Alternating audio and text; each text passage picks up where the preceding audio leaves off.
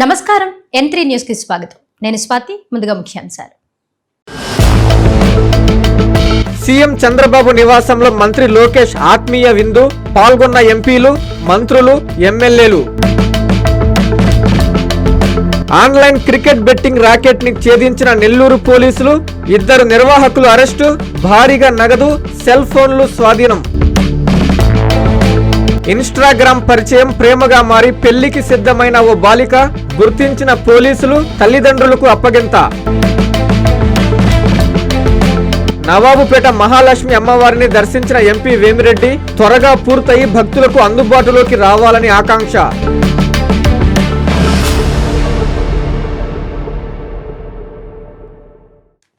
ఉండవల్లిలోని CM Chandrababu నివాసంలో మంత్రి నారా లోకేష్ ఆత్మీయ విందు ఏర్పాటు చేశారు. ఈ విందులో ఎంపీలు, మంత్రులు, ఎమ్మెల్యేలు వారి వారి కుటుంబ సభ్యులతో కలిసి పాల్గొన్నారు. అందరితో మంత్రి లోకేష్ సరదాగా గడిపారు. శ్రీ పొట్టి శ్రీరాములు నెల్లూరు, తిరుపతి పార్లమెంటు నియోజకవర్గాల ప్రజా ప్రతినిధులు, వారి కుటుంబ సభ్యులతో మంత్రి నారా లోకేష్ మంగళవారం ఆత్మీయ సమావేశం జరిగింది. నెల్లూరు, తిరుపతి జిల్లాల నుంచి మంత్రి నారాయణ, ఆనమ రామనారాయణ రెడ్డి, ఎంపీలు వేమిరెడ్డి ప్రభాకర్ రెడ్డి, బీదా మస్తాన్ రావు, ఎమ్మెల్సీ బీదా రవిచంద్ర, ఎమ్మెల్యేలు సోమిరెడ్డి చంద్రమోహన్రెడ్డి, కురుకొండ్ల రామకృష్ణ, పాసం సునీల్, నెలవల విజయశ్రీ, కోటంరెడ్డి శ్రీధర్ రెడ్డి, కోటంరెడ్డి గిరిధర్ రెడ్డి, కావ్య కృష్ణారెడ్డి, ప్రశాంత్ రెడ్డి, కాకర్ల సురేష్, బొజ్జల సుధీర్ రెడ్డిలు వారి కుటుంబ సభ్యులతో హాజరయ్యారు. అందరు కుటుంబ సభ్యులతో లోకేష్ ఆత్మీయంగా పలకరిస్తూ వారి పిల్లలతో ముచ్చటిస్తూ గడిపారు. చిన్నారులను ఎత్తుకుని లాలించారు. ఇలా లోకేష్, ఎంపీలు, ఎమ్మెల్యేలు వారి కుటుంబ సభ్యులు ఎంతో ఆహ్లాదకరంగా గడిపారు. అనంతరం జరిగిన డిన్నర్ మీట్ లో అందరూ ఒక కుటుంబ సభ్యుల్లా భోజనం చేశారు. ఆత్మీయ సమావేశానికి అతిథులుగా వచ్చిన ఎంపీ, ఎమ్మెల్యేల కుటుంబ సభ్యులు దేవుని ప్రతిమలను స్వీట్ మెమరీస్ గా లోకేష్ కు అందించగా లోకేష్ పాదరక్షలు తీసి భక్తితో స్వీకరించారు. అనంతరం ఆడపడుచులకు మంగళగిరి పట్టు చీరలు పెట్టి గౌరవించారు. తనకు ఇచ్చిన వినతులు, స్టేటస్ రిపోర్టు లోకేష్ వారికి అందించారు. జర్నలిస్టుల సమస్యల పరిష్కారం కోసం ఏపీ వర్కింగ్ జర్నలిస్టుల సంఘం ఆధ్వర్యంలో చలో విజయవాడ కార్యక్రమాన్ని చేపట్టారు. రాష్ట్ర వ్యాప్తంగా ఉన్న జర్నలిస్టులందరూ పాల్గొన్నారు. సామాజిక బాధ్యతతో పనిచేసే జర్నలిస్టులకు ప్రభుత్వం ఎటువంటి సౌకర్యాలు కల్పించడం లేదని వారు ఆవేదన వ్యక్తం చేశారు. జర్నలిస్టుల సమస్యలను పరిష్కరించాలంటూ ఏపీ వర్కింగ్ జర్నలిస్టుల సంఘం ఆధ్వర్యంలో బుధవారం చలో విజయవాడ కార్యక్రమం నిర్వహించారు. అనంతరం విజయవాడ తుమ్మలపల్లి క్షేత్రయ్య కళాక్షేత్రంలో మీడియా మిత్రులు సమావేశం నిర్వహించారు. రాష్ట్ర వ్యాప్తంగా ఉన్న జర్నలిస్టులు పాల్గొన్న ఈ కార్యక్రమంలో అన్ని జిల్లాల మీడియా ప్రతినిధులు, ఛానల్ అధినేతలు, విలేకరులు, వీడియో జర్నలిస్టులు పాల్గొన్నారు. ఈ సమావేశంలో పలు విషయాలపై చర్చించారు. జర్నలిస్టులకు ఇళ్ల స్థలాలు కేటాయించాలని, మీడియాకు ప్రత్యేక కమిషన్ ఏర్పాటు చేయాలని, జర్నలిస్టులకు పెన్షన్ విధానాన్ని అమలు చేయాలని, సీనియర్ జర్నలిస్టులకు వృద్ధాశ్రమం ఏర్పాటు చేయాలని, మరిన్ని సమస్యలను ప్రభుత్వం దృష్టికి తీసుకెళ్లాలని తీర్మానించారు. సామాజిక బాధ్యతతో పనిచేసే జర్నలిస్టులకు ప్రభుత్వం ఎటువంటి సౌకర్యం కల్పించడం లేదని అన్నారు. జర్నలిస్టు పిల్లలకు ఉచిత విద్య, వైద్యం ఏర్పాటు చేయాలని ప్రభుత్వాన్ని డిమాండ్ చేయాలని ఈ సమావేశంలో తీర్మానించారు. ఈ కార్యక్రమంలో ఆంధ్రప్రదేశ్ వర్కింగ్ జర్నలిస్టుల సంఘం నాయకులు, మీడియా ప్రతినిధులు పాల్గొన్నారు.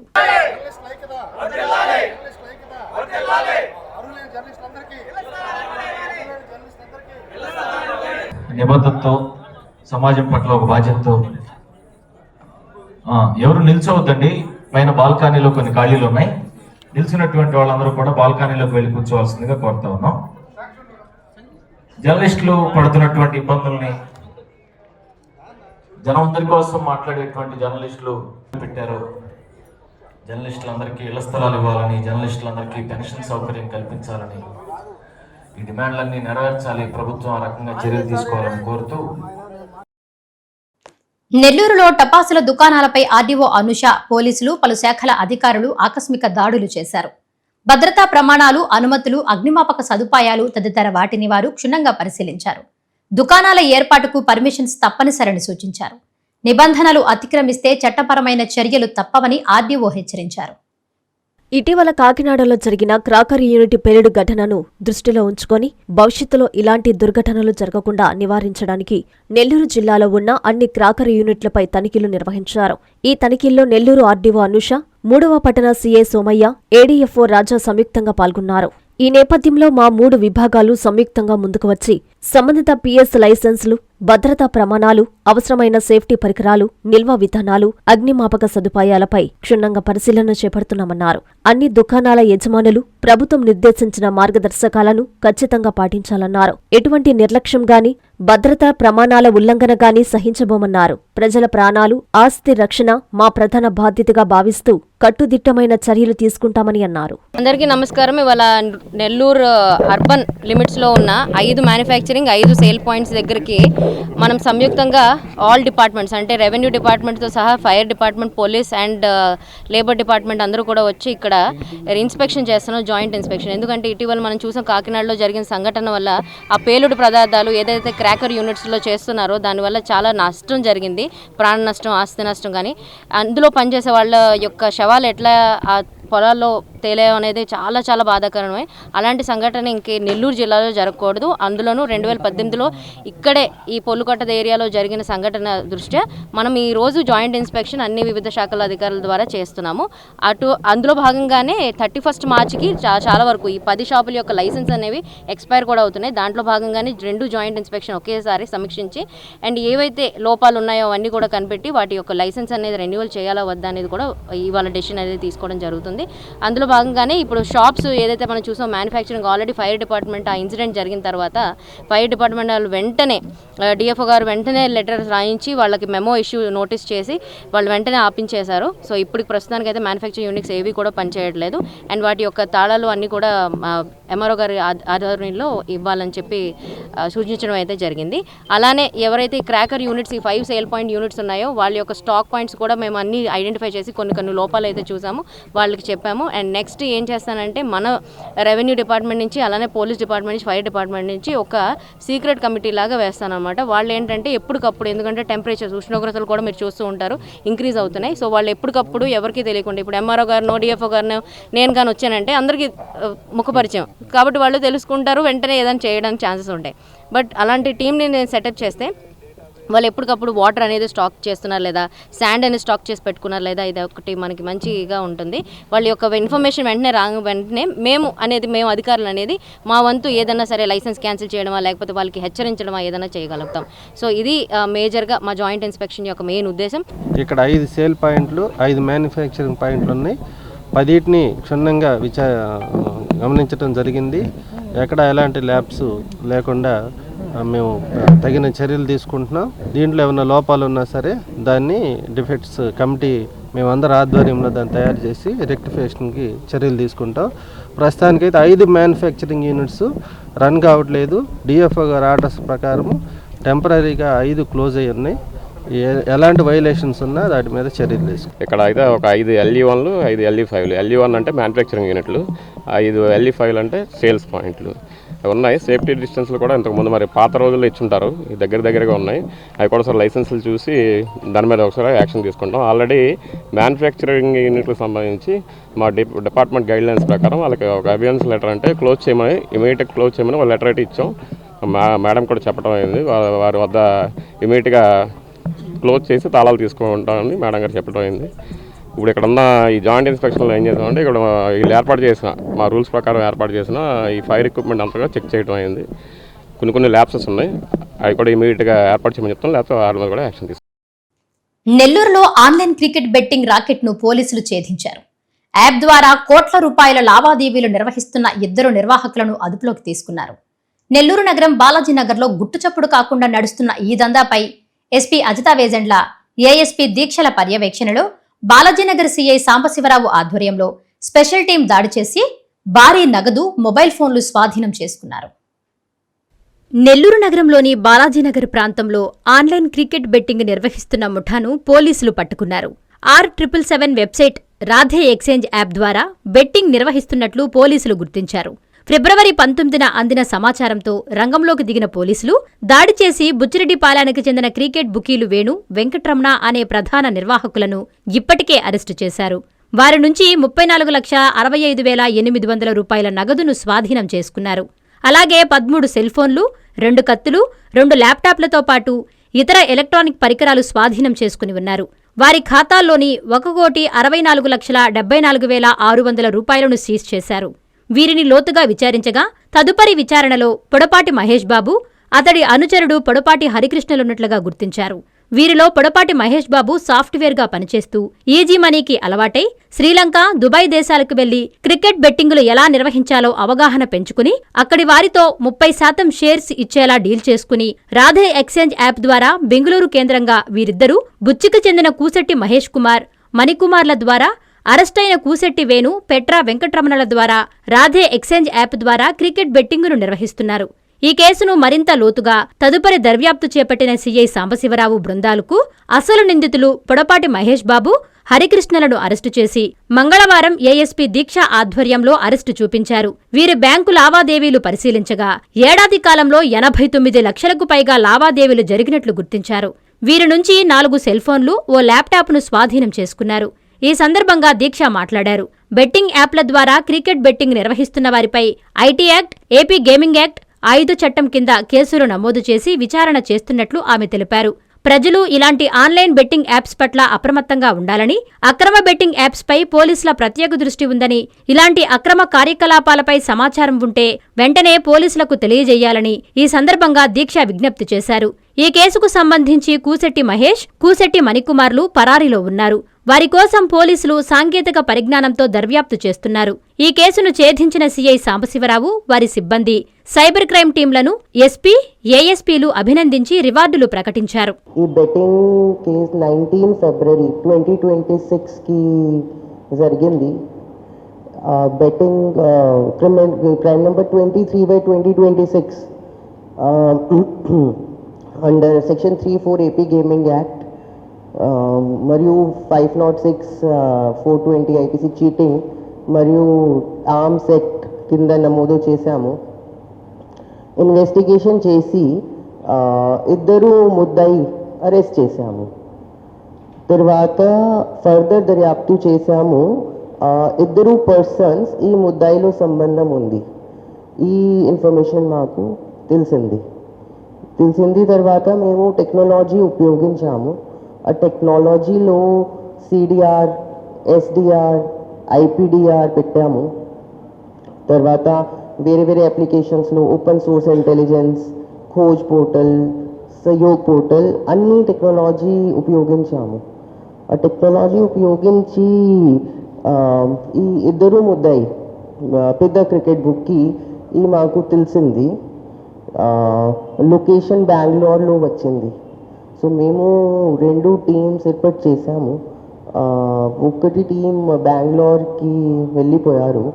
అక్కడి నుంచి 1 ముద్దాయి హరికృష్ణ, వీరు హరికృష్ణకి పికప్ చేసి we picked them up and brought him to police station.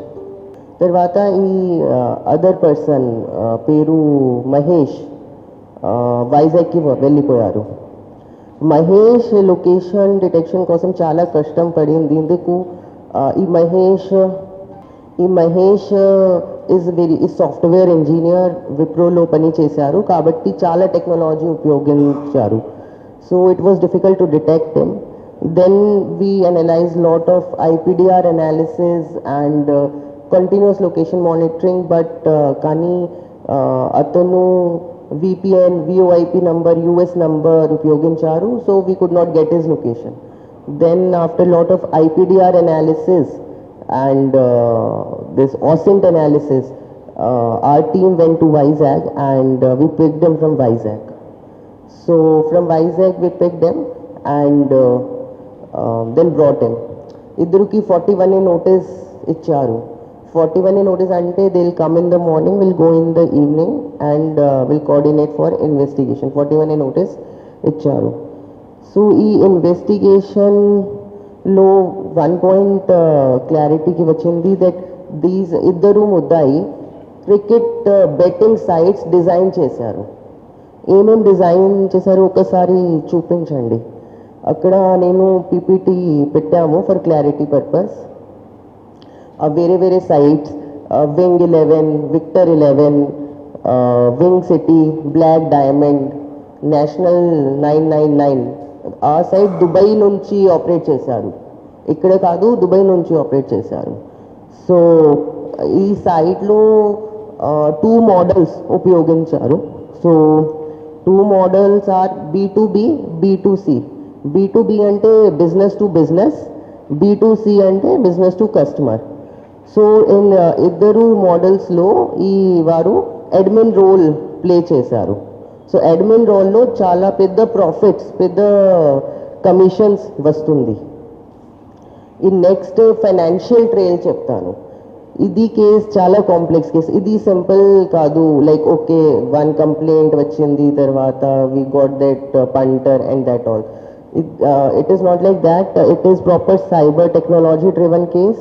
These people were operating from Dubai and designing those sites. So they are with the cricket bookies and T20 season lo undi kabatti they are doing this betting ippudu. So financial trail చెప్తాను. Financial ట్రైల్లో వేరే exchange, star sport exchange and other exchange ఒక్కసారి చూపించండి. ఆ star sports exchange they got this rentals. They will for example చెప్తాను, 1,80,000 they will take for rent and చాలా profits వస్తాయి. For example in Radhe exchange 20 to 80% profit share. So they have made huge profits. ఈ Mahesh PhonePe transactions 89 lakh transaction చేశారు 1 yearలో. మొత్తం 89 lakhs ఫోన్పేలో transaction చేశారు. Instagram పరిచయం కాస్త పెళ్లికి సిద్ధమైంది. ఇంటర్ పరీక్ష రాసేందుకు వచ్చి అక్కడి నుంచి తన ప్రేమికుడితో బస్ ఎక్కేసింది. ఆర్టీసీ బస్టాండ్లో అర్ధరాత్రి ఒంటరిగా ఉన్న బాలికను పోలీసులు గుర్తించి ఆరా తీశారు. అనంతరం బాలికను వారి తల్లిదండ్రులకు సిఐ ఫిరోజ్ అప్పగించారు. ఈ ఘటన నెల్లూరు జిల్లా కావలిలో వెలుగు చూసింది. టీనేజ్ వయసులో సోషల్ మీడియా దుష్ప్రభావం ఎలా ఉందో నెల్లూరు జిల్లా కావలిలో వెలుగు చూసిన ఓ బాలిక ఉదంతం అద్దం పడుతుంది. ఇంటర్ చదువుతున్న బాలికకు ముక్కు ముఖం తెలియని వ్యక్తి ఇన్స్టాగ్రామ్లో పరిచయమయ్యాడు. వీరిద్దరి మధ్య ఆన్లవ్ చిగురించింది. ఏకంగా పెళ్లికి కూడా సిద్ధం కావడం జరిగిపోయింది. మొదటి సంవత్సరం పరీక్ష రాసేందుకు పరీక్షా కేంద్రానికి వచ్చి అక్కడి నుంచే తన లవర్తో పెళ్లి కోసం ఫ్రీ బస్ ఎక్కేసింది. అర్ధరాత్రి దాటాక కావలి ఆర్టీసీ బస్టాండులో ఒంటరిగా ఉన్న బాలికను గస్తీ పోలీసులు ఆరా తీయగా అనుమానాస్పదంగా మాట్లాడుతుండటంతో పోలీస్ స్టేషన్ కు తీసుకొచ్చారు. సిఐ ఫిరోజ్ విచారించగా బాలిక అసలు విషయం చెప్పేసింది. విశాఖపట్నం సీతమ్మధార ప్రాంతానికి చెందిన ఈ బాలిక నెల్లూరుకి చెందిన యువకుడితో ఇన్స్టాగ్రామ్ లవ్ లో పడింది. వీరిద్దరూ తిరుమలలో పెళ్లి చేసుకుందామని నిర్ణయించుకున్నారు. ఇంకేముంది, ఆ బాలిక వైజాగ్లో ఫ్రీ బస్ ఎక్కేసింది. కావలి ఆర్టీసీ బస్టాండులో దిగింది. ఇలా ఇక్కడి పోలీసులు కంటపడడంతో బాలికను రక్షించారు. బాలిక తెలిపిన వివరాల మేరకు తల్లిదండ్రులకు సమాచారం అందించారు. వారు హుటాహుటిన కావలికి వచ్చారు. సిఐ ఫిరోజ్ బాలికకు కౌన్సిలింగ్ ఇచ్చి తల్లిదండ్రులకు అప్పజెప్పారు. బాలికను లవ్ పేరుతో ట్రాప్లో పెట్టిన యువకుడు ఎవరనేది దర్యాప్తు చేస్తున్నట్లు సిఐ చెప్పారు. నిన్న రాత్రి కావలి ఆర్టీసీ బస్టాండ్లో ఒక 17 సంవత్సరాల వయసు గల ఒక బాలిక, జూనియర్ ఇంటర్మీడియట్ ఎగ్జామ్స్ కంప్లీట్ అయ్యేవి. ఈ అమ్మాయి వచ్చేసి వైజాగ్ దగ్గర సీతమ్మధార.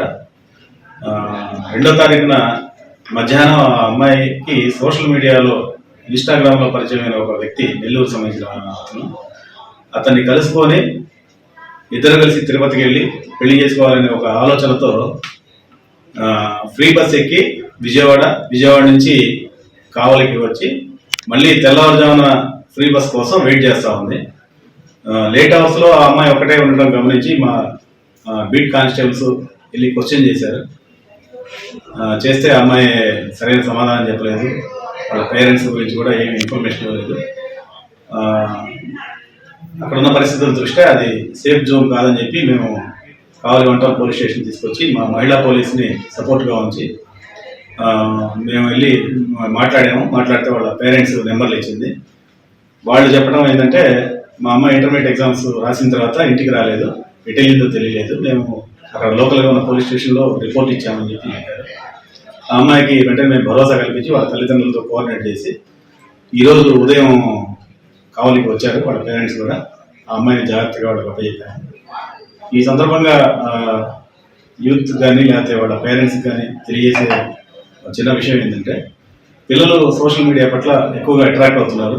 ఈ ఫేస్బుక్, ఇన్స్టాగ్రామ్ ఇట్లాంటి వాటిలో గుర్తు తెలియని వ్యక్తులు రకరకాల ఫోటోల్ని చూసి అట్రాక్ట్ అయిపోతున్నారు.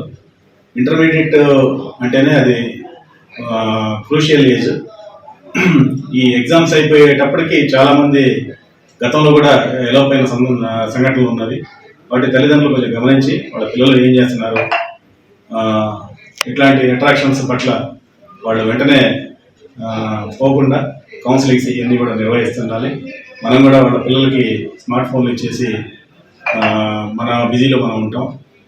ఇది చాలా ప్రమాదకరమైన వయసు కాబట్టి ప్రతి ఒక్క తల్లిదండ్రులు ఈ విషయాన్ని గమనించి వాళ్ళ పిల్లల పట్ల బాధ్యతగా ఉండాలి. పిల్లలు కూడా ఇట్లాంటి అట్రాక్షన్స్కి అలవాటు కాకుండా వాళ్ళ చదువు మీద దృష్టి పెడితే ఫ్యూచర్లో వాళ్ళు అనుకున్న గోల్ని సాధిస్తారు. నెల్లూరు జిల్లా రామతీర్థం పంచాయతీలో తాగునీటి వివాదం నెలకొంది. అధికారుల సమక్షంపై వ్యక్తిపై దాడి చేయడం దుర్మార్గం అని స్థానికులు ఆవేదన వ్యక్తం చేశారు. ఎమ్మెల్యే ప్రశాంతిరెడ్డి వెంటనే చర్యలు తీసుకోవాలని కోరుతున్నారు. నెల్లూరు జిల్లా విడవలూరు మండలం రామతీర్థం పంచాయతీలో త్రాగునీటి అనాధికారికంగా పైప్లైన్లో ఏర్పాటు చేసి లేఅవుట్కు వినియోగించడంపై వివాదం నెలకొనింది. గ్రామానికి చెందిన మాడ నాగేంద్ర పంచాయతీ పైప్లైన్ నుంచి జేసీబీతో తన లేఅవుట్కు నీటిని సరఫరా చేసుకునే క్రమంలో స్థానికులు అడ్డుకున్నారు. ఈ ఘటనపై పంచాయతీ కార్యదర్శికి నిమ్మల ఉదయ్ కిరణ్ అనే యువకుడు వినతిపత్రం అందించగా అధికారుల సమక్షంలోనే మాడ నరేంద్ర అతని అనుచరులు ఉదయ్ కిరణ్ పై దాడి చేశారని గ్రామస్తులు ఆవేదన వ్యక్తం చేశారు. పంచాయతీలో త్రాగునీరు సక్రమంగా రాక ప్రజలు ఇబ్బంది పడుతుంటే ఈ నీటిని ఇతర కార్యకలాపాలకు వాడడం వల్ల వేసవిలో త్రాగునీటి సమస్య తలెత్తుతుందని ప్రజలు ఆందోళన చెందుతున్నారు. స్థానిక ఎమ్మెల్యే వేమిరెడ్డి ప్రశాంతరెడ్డి స్పందించి దాడికి పాల్పడిన వారిపై కఠిన చర్యలు తీసుకుని త్రాగునీటి సమస్యను పరిష్కరించాలని గ్రామస్తులు కోరుతున్నారు. ఇక్కడ మా కొత్తూరులో రామతీర్థం కొత్తూరులో కుళాయి పైపులు వేస్తున్నారు. పంచాయతీ ఆఫీస్ నుంచి ఆయన పిలవనంపించాము. ఆయన వచ్చి నిమ్మల ఉదయ్ కుమార్ కాగితం వేయడానికి వచ్చాడు. పిలిచిన తర్వాత అబ్బాయిని పిలవనంపించి వాళ్ళు దౌర్జన్యంగా 11 మంది దాకా వచ్చి పైన పడి కాగితం కుళాయి ఇక్కడ వేసేదానికి లేదని అడిగాము. అడిగిన దానికి ఆఫీసర్ నుంచి ఆ పంచాయతీ ఆఫీసర్ సార్లు కూడా వచ్చున్నారు. వాళ్ళు వచ్చినా కానీ అబ్బాయిని పైన పడి కొట్టారు. మేము వచ్చి అడిగాము. అడిగితే వాళ్ళు ఏం చెప్పారు, మేము 2,80,000 రూపాయలు పంచాయతీ ఆఫీస్కి కట్టామని చెప్పారు. ఇక్కడ అచ్చులు కోసే ఆయన 70,000 సంవత్సరానికి ఆయన కడుతున్నాడని చెప్పారు. అడిగిన దానికి మీ ఇళ్లలోంచి మేము వేయట్లేదు కుళాయి అన్నారు. అడిగాము మేము. అడిగిన దానికి ఇట్లా డోలో వాళ్ళందరూ వచ్చారు. ఆ అబ్బాయిని ఇక్కడ ఎంతమంది ఇక్కడ ఆడవాళ్ళు పక్క నుండి లాగుతున్నా కానీ పక్కకు లాక్కోబోయి శివ అనే అబ్బాయి ముక్కు బాగలు కొట్టాడు.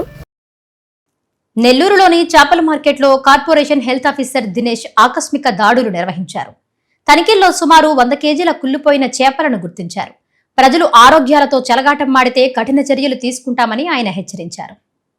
మాంసాహార ప్రియులకు ఇష్టమైన పదార్థాలలో ముఖ్యమైనది చేప. చూడడానికి అందంగా, తినడానికి రుచిగా ఉంటుంది. అయితే విష పదార్థాన్ని ఇష్టంగా తింటున్నామని మనం తెలుసుకోవడం లేదు. ఈ రోజు మున్సిపల్ హెల్త్ ఆఫీసర్ దినేష్ ఆధ్వర్యంలో నగరంలోని కిసాన్ నగర్లో చేపల మార్కెట్లో ఆకస్మికంగా బుధవారం ఉదయం దాడులు నిర్వహించారు. అక్కడ చేపల బండారం బట్టబయలైంది. ఈ తనిఖీల్లో చెడిపోయిన 100 కేజీల చేపలను గుర్తించారు. ఇన్నాళ్లు మనం ఇవే తింటున్నామని తలుచుకున్న చేపాహార ప్రియులు చేసేదేమీ లేక తమ మీద తామే జాలిపడుతున్నారు. నెల్లూరు నగరం 53వ డివిజన్లో నూతన నగర మేయర్ దేవరకొండ సుజాత పర్యటించారు. దోమల నివారణకు ఫాగింగ్, మందు పిచికారీ ప్రక్రియలను డ్రైన్ కాలువతో పాటు మరుగు ఎక్కువగా ఉన్న అన్ని ప్రాంతాలలో నిరంతరం చేపట్టాలని ఆమె సూచించారు. నెల్లూరు నగరపాలక సంస్థ మేయర్ దేవరకొండ సుజాత అశోక్ పారిశుద్ధ్య నిర్వహణ పనుల పర్యవేక్షణలో భాగంగా బుధవారం స్థానిక 53వ డివిజన్ ప్రాంతంలోని నల్లకాలువ, పునరావాస కాలనీ, పోస్టాఫీస్ వీధి తదితర ప్రాంతాలలో పర్యటించారు. ఈ సందర్భంగా డివిజన్ పరిధిలో విధులు నిర్వహిస్తున్న పారిశుద్ధ్య కార్మికులతో మేయర్ మాట్లాడుతూ స్థానికంగా జరుగుతున్న డ్రైన్ కాలువల పూడికతీత, సిల్ట్ వ్యర్థాల ఎత్తివేత పనులను క్రమం తప్పకుండా చేపట్టాలని సూచించారు. దోమల నివారణకు ఫాగింగ్, మందు పిచికారీ ప్రక్రియలను డ్రైన్ కాలువలతో పాటు మురుగు ఎక్కువగా ఉన్న అన్ని ప్రాంతాలలో నిరంతరం చేపట్టాలని సూచించారు. ఇంటింటి చెత్త సేకరణకు ప్రజలంతా సహకరించి తడి, పొడి వ్యర్థాలను చెత్త సేకరణ వాహనాలకు మాత్రమే అందజేయాలని, బహిరంగ ప్రదేశాలలో వ్యర్థాలు వేయరాదని మేయర్ స్థానిక ప్రజలకు సూచించారు. స్థానికంగా నివాసముంటున్న నిరుపేద ప్రజలకు ప్రధానమంత్రి ఆవాస్ యోజన 2.0 పథకం ద్వారా ఇళ్లను నిర్మించి ఇచ్చేందుకు గల అవకాశాలను పరిశీలిస్తామని ప్రకటించారు. స్థానికంగా లోతట్టుగా ఉన్న ప్రాంతంలో గుంటలను మట్టితో నింపడం ద్వారా రక్షణ కల్పించే విధంగా చర్యలు తీసుకుంటామని మేయర్ తెలిపారు. ఈ కార్యక్రమంలో 53వ డివిజన్ ఉపాధ్యక్షులు చంద్రమౌళి, 3వ booth convener Tirupatayya, senior TDP నాయకులు రమాదేవి, రాజా రూపేష్, హరికృష్ణ, మమత తదితర నాయకులు, కార్యకర్తలు, మహిళా శక్తి టీం పాల్గొన్నారు. నవాబ్పేటలోని శ్రీ మహాలక్ష్మి అమ్మవారి ఆలయాన్ని ఎంపీ వేమిరెడ్డి ప్రభాకర్ రెడ్డి దర్శించారు. 100 సంవత్సరాల చరిత్ర ఉన్న ఆలయాన్ని భక్తుల సహకారంతో పునఃనిర్మించడం ఆనందంగా ఉందన్నారు. నవాబుపేటలో ఉన్న శ్రీ మహాలక్ష్మి అమ్మవారి ఆలయాన్ని దర్శించడం సంతోషంగా ఉందని నెల్లూరు పార్లమెంటు సభ్యులు వేమిరెడ్డి ప్రభాకర్ రెడ్డి అన్నారు. నెల్లూరు నగరంలోని నవాబుపేటలో ఉన్న ఆరివైశ్య మహాలక్ష్మి అమ్మవారిని ఆయన దర్శించుకున్నారు. ఆలయం పునర్నిర్మాణంపై కమిటీ సభ్యులతో ఆయన మాట్లాడారు. 100 సంవత్సరాల చరిత్ర ఉన్న ఆలయాన్ని భక్తుల సహకారంతో పునర్నిర్మించడం ఆనందంగా ఉందన్నారు. 2024 ఏప్రిల్లో ఆలయ పునర్నిర్మాణ పనులు మొదలుపెట్టారని, కొనసాగుతున్నాయన్నారు. ఇంత మంచి ఆలయాన్ని నిర్మిస్తున్న నేపథ్యంలో టీటీడీ దృష్టిలో పెడితే తప్పకుండా తగిన సహాయం అందుతుందని సూచించారు. శ్రీ మహాలక్ష్మి అమ్మవారి ఆశీస్సులతో పనులు త్వరగా పూర్తయి భక్తులకు ఆలయం అందుబాటులోకి రావాలని, అమ్మవారి దీవెనలు ప్రజలపై ఉండాలన్నారు. అంతకుముందు ఉస్మాన్ సాహెబ్ పేటలో ఉన్న సాయిబాబా ఆలయంలో ప్రత్యేక పూజలు నిర్వహించారు. కార్యక్రమంలో నుడా మాజీ చైర్మన్ ముక్కాల ద్వారకనాథ్, ఆలయ కమిటీ అధ్యక్షులు సుదర్శన్, టీడీపీ నాయకులు కోడూరు కమలాకరెడ్డి, కేతంరెడ్డి వినోదరెడ్డి, గుడి హరిరెడ్డి, సాయిరాం సుధాకర్, ఆరివైశ్య సభ్యులు తదితరులు పాల్గొన్నారు. కొండబిట్రగుంటలో శ్రీ ప్రసన్న వెంకటేశ్వర స్వామి వార్షిక బ్రహ్మోత్సవాలు అత్యంత వైభవంగా జరుగుతున్నాయి. ఉత్సవాలలో భాగంగా స్వామి అమ్మవార్ల కళ్యాణోత్సవం రమణీయంగా సాగింది. భక్తులు విశేషంగా హాజరై కళ్యాణాన్ని తిలకించి తరించారు. నెల్లూరు జిల్లా బోగోలు మండలం కొండబిట్రగుంటలో శ్రీ ప్రసన్న వెంకటేశ్వర స్వామి వార్షిక బ్రహ్మోత్సవాల్లో భాగంగా మంగళవారం రాత్రి స్వామివారి కళ్యాణ మహోత్సవం వైభవంగా జరిగింది. ఈసారి నూతనంగా నిర్మించిన కళ్యాణ మండపంలో స్వామి అమ్మవార్ల కళ్యాణ వేదిక అయ్యింది. ఆలయ చైర్మన్ శ్రీరామ్ మలియాద్రి దంపతులు స్వామివారికి పట్టు వస్త్రాలు సమర్పించారు. పెద్ద సంఖ్యలో భక్తులు హాజరయ్యి స్వామివారి కళ్యాణం తిలకించారు. అనంతరం స్వామివారిని దర్శించుకుని పూజలు చేశారు. పోలీసులు గట్టి బందోబస్తు ఏర్పాటు చేశారు.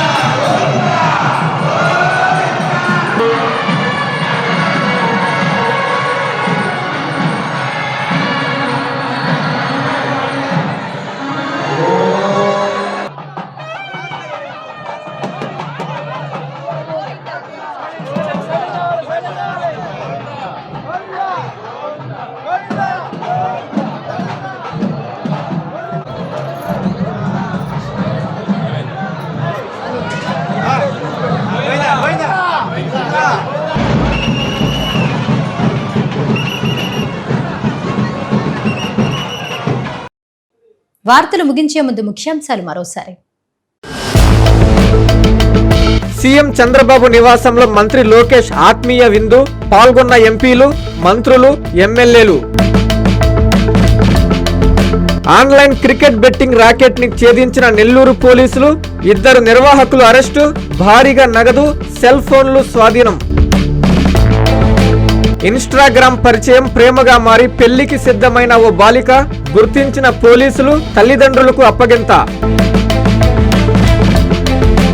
నవాబుపేట మహాలక్ష్మి అమ్మవారిని దర్శించిన ఎంపీ వేమిరెడ్డి, త్వరగా పూర్తయి భక్తులకు అందుబాటులోకి రావాలని ఆకాంక్ష.